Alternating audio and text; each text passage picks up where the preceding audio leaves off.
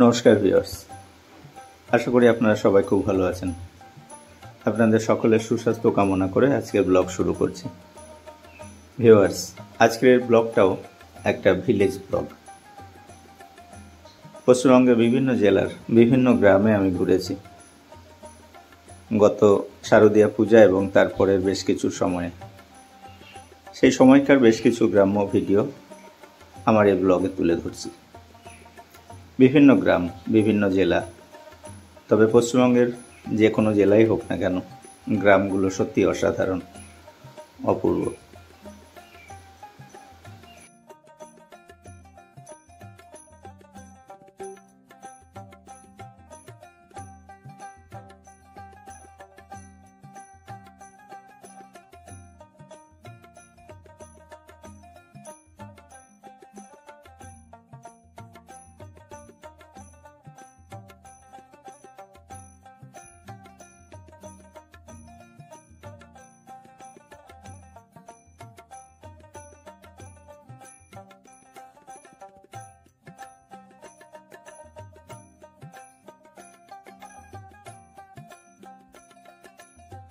Viewers, আমার এই ব্লগে মূলত নদিয়া এবং পূর্ব বর্ধমান জেলার বিভিন্ন গ্রামের ভিডিও রয়েছে।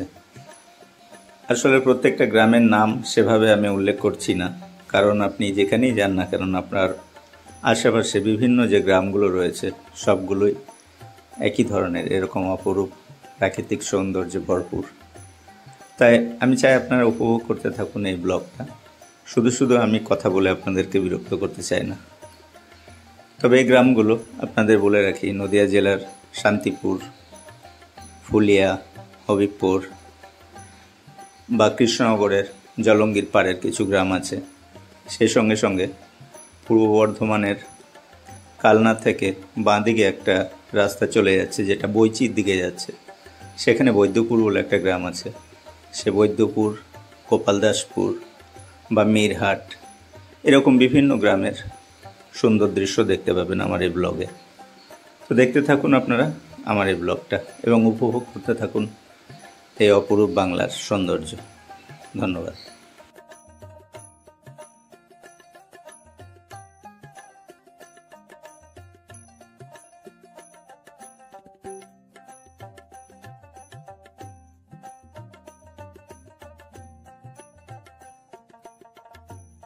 ভিউয়ার্স, এই মুহূর্তে আমি যে গ্রামে রয়েছি সেই গ্রামটা নদিয়া জেলার হাঁসখালির কাছে অবস্থিত, হারিখালি নামে একটা গ্রাম।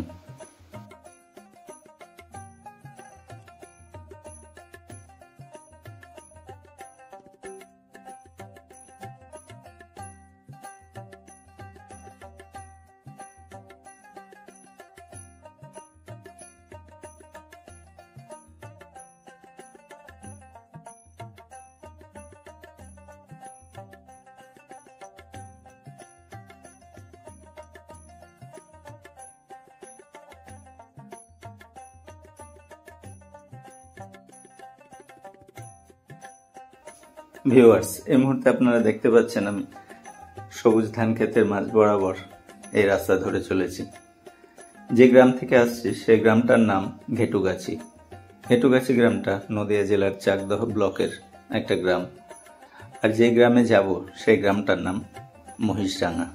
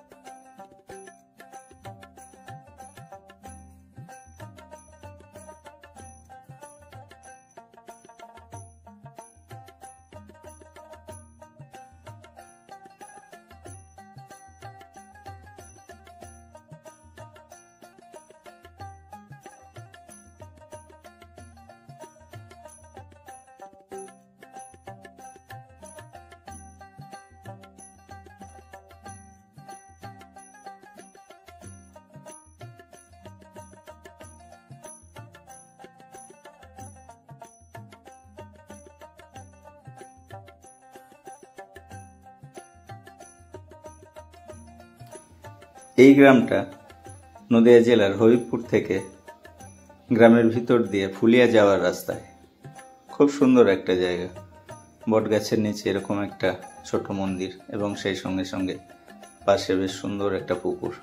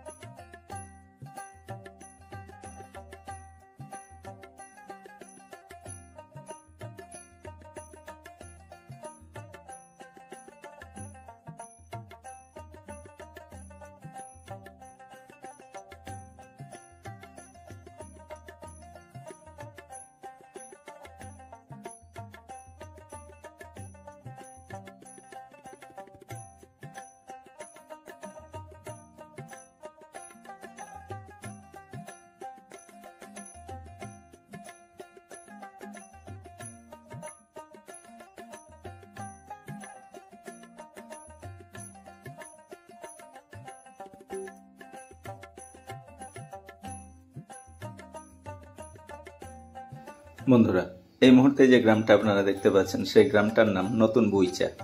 এই গ্রামটা ফুলিয়াতে অবস্থিত।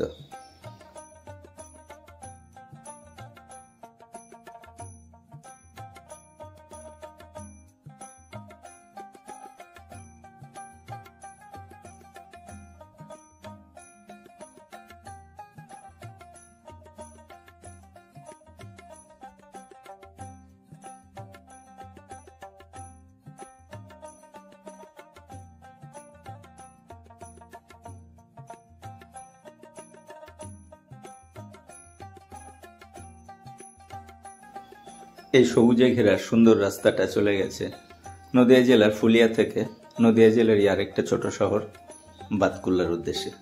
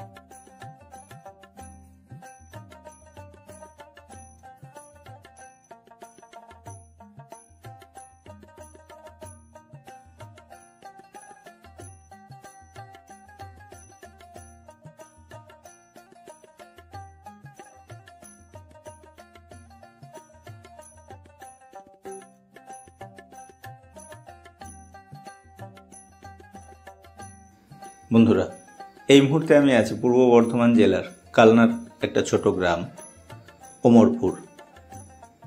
যে নদীটা দেখতে পাচ্ছেন, এই ছোট্ট নদীটা, এর নাম বেহুলা। এই নদীটাই সোমনা বাজার ছাড়িয়ে গঙ্গা নদীতে এসে মিলিত হয়েছে সবুজ দ্বীপের কাছে। খুব সুন্দর একটা ছোট্ট নদী, তবে এই মুহূর্তে জল খুব কম।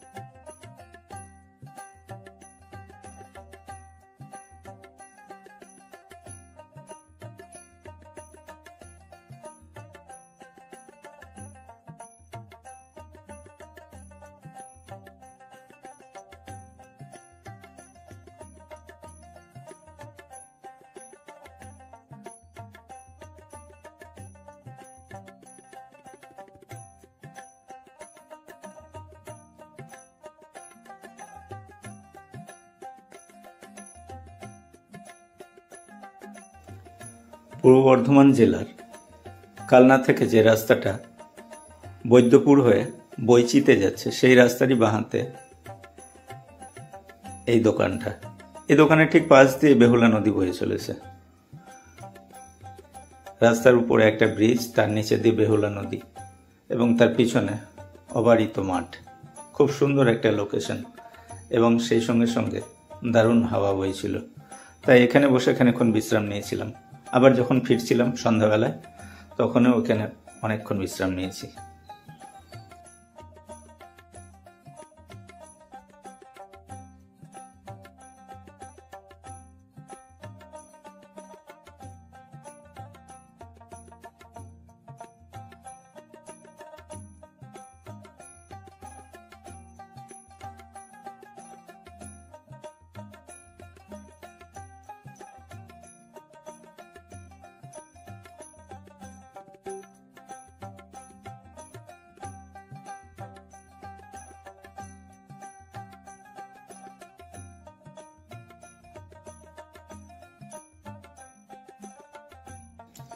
বন্ধুরা, এই মুহূর্তে আমি যে গ্রামে আছি সেই গ্রামটা পূর্ব বর্ধমান জেলার বৈদ্যপুরের কাছে অবস্থিত একটা ছোট্ট গ্রাম। গ্রামের নামটাও অদ্ভুত, দত্তদড়িয়া টন। এই গ্রামে রয়েছে একটা রামকৃষ্ণ মঠ। আপনারা সেখানেও আসতে পারেন।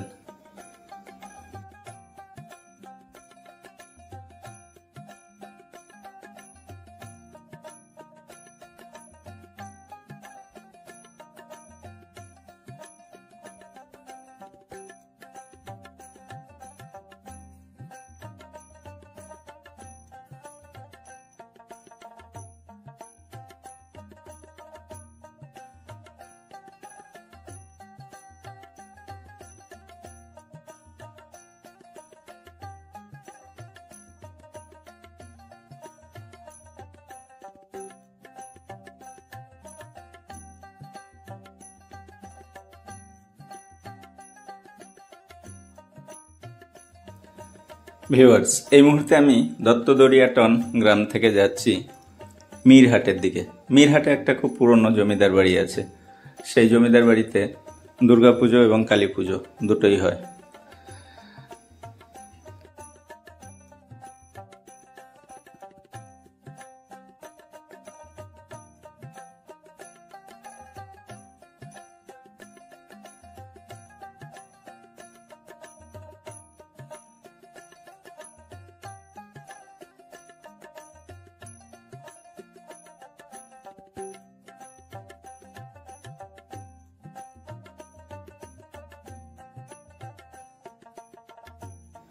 পূর্ব বর্ধমান জেলার মিরহাটে যাওয়ার পথে এমন সুন্দর একটা জায়গা দেখে দাঁড়িয়ে পড়লাম। এখানে একটা খুব সুন্দর জায়গা, দেখুন চারপাশে কেমন জলাশয় আর সেই সঙ্গে সঙ্গে প্রচুর সবুজ গাছ। সুন্দর এখানে বসার জায়গা।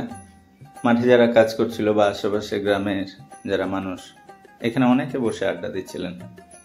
এত সুন্দর একটা জায়গা, এখানে মনে হচ্ছিল আরো কিছুক্ষণ এখানে বসে থাকি, কিন্তু আমাকে তো অনেক দূরে যেতে হবে। তাই এখানে বেশিক্ষণ না বসে আবার এগিয়ে চললাম।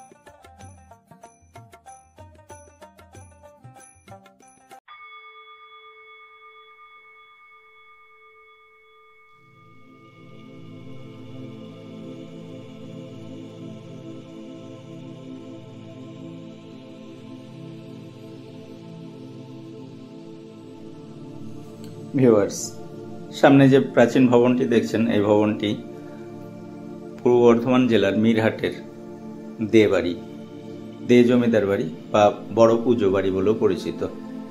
এই বাড়িতেই দুর্গাপুজো পালিত হয়, সেই সঙ্গে সঙ্গে কালী পুজোও পালিত হয়।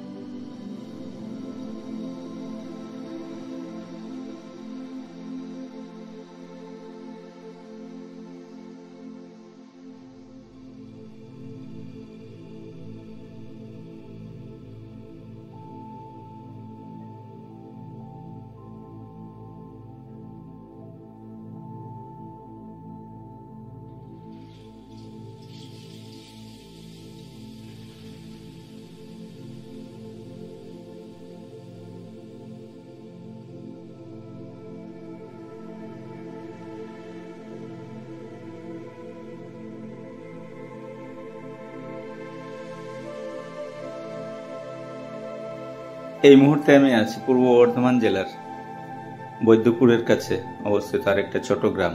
খুব সুন্দর সবুজ ঘেরা একটা গ্রাম। গ্রামটার নাম গোপালদাসপুর। এই গ্রামে অবস্থিত বিখ্যাত যে মন্দির, রাখাল রাজা মন্দির, আপনাদেরকে সেখানেও নিয়ে যাব।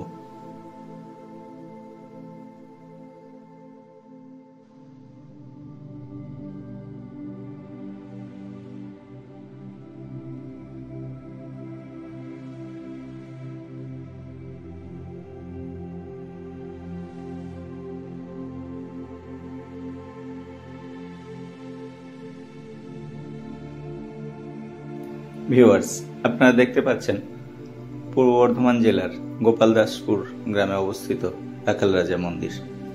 অতি প্রাচীন এই মন্দির, একদম ফাঁকা মাঠের মধ্যে। সন্ধ্যার পর এখানে কেউ থাকে না। খুব সুন্দর তার লোকেশন এবং তার প্রাকৃতিক সৌন্দর্য অসাধারণ।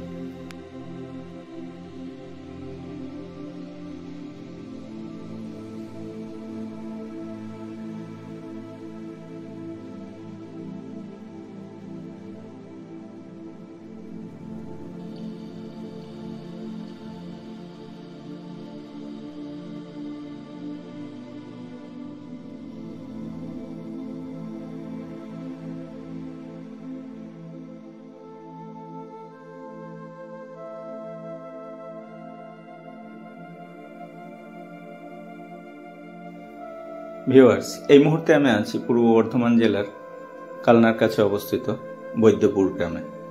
এই গ্রামে প্রচুর এরকম ভগ্নদশার প্রাচীন ভবন রয়েছে। তাদের মধ্যে নন্দীবাড়ি বিখ্যাত। নন্দীবাড়িতে দুর্গাপুজো হয় এবং সেই সঙ্গে সঙ্গে কালী পুজো হয়। আপনাদেরকে নন্দীবাড়ি একটু আগেই দেখিয়েছি। আমার একটা আলাদা ব্লগ আছে বৈদ্যপুরের উপরে, আপনারা সেই ব্লগটা দেখতে পারেন।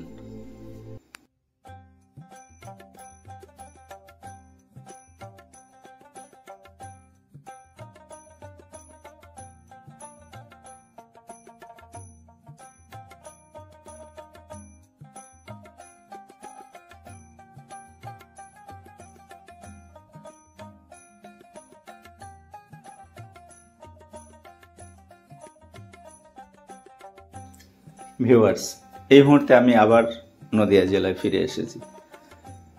এখন আমি যে গ্রামে রয়েছি সেই গ্রামটা নৃসিংহপুর।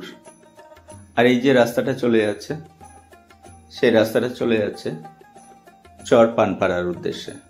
আমার বাঁ হাতে যে জলের ধারা দেখতে পাচ্ছেন, এটা এক সময় মূল গঙ্গা ছিল, তবে এখন এটা ছাড়ি গঙ্গা।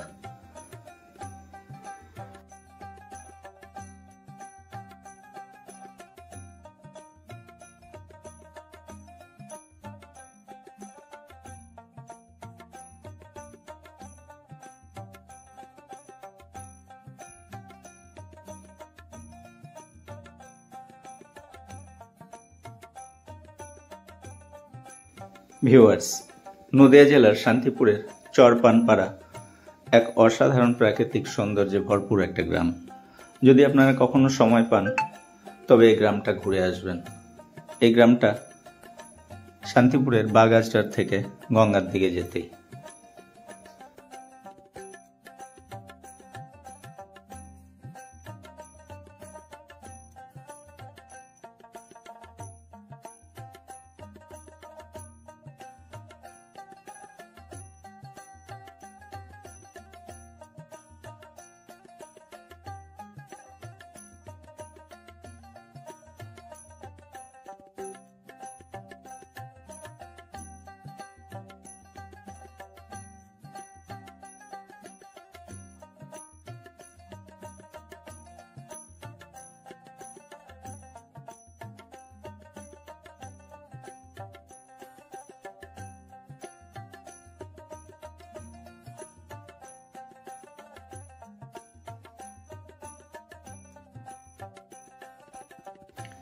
ভিউয়ার্স, এই মুহূর্তে স্ক্রিনের বাঁ দিকে যে জলের ধারাটা দেখছেন সেটা গঙ্গা নদী না।